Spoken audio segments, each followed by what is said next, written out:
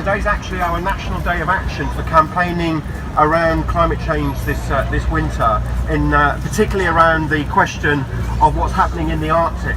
But there is a direct relationship between protests in support of refugees, of migrants and immigrants, and the question of climate change. The United Nations estimate that since 2009, one person every second has been displaced as a result of natural disaster. That since 2008, 22.5 million people have been displaced from their homes due to climate or weather-related events. That's an extraordinary number of human beings who've had to leave their homes, their towns, their villages, their farms and their communities as a result of climate change. And the truth is we don't really know what the impact of climate change and global warming and environmental disaster will be on future migration patterns and refugee patterns. We do know it'll be extremely large. Estimates vary from tens of millions to hundreds of millions. One Greenpeace's estimate is that something like 200 million people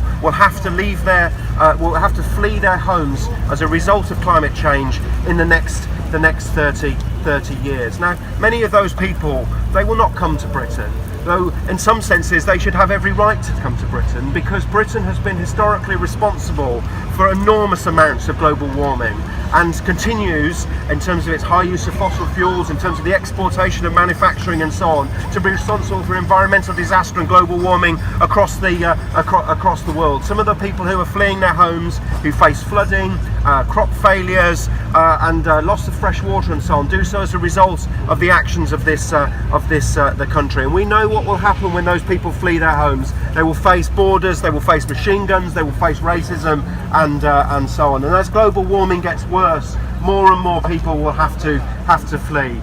This is an absolute crisis. We're already seeing an enormous crisis for refugees. This will only get worse in the decades if there's no action on climate change. However, there is good news, and I think the good news is that campaigning and protesting does work.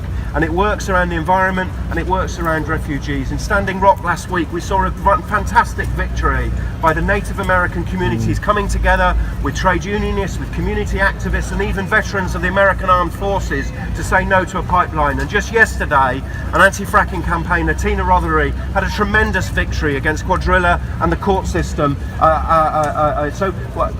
Both those examples show is that if we campaign and if we protest, we can make a difference and we can win. And we have to do that for refugees. We have to do that to save the environment, to save the future generations who face disaster if there isn't action. So thank you once again for organising the rally and inviting us to speak here today.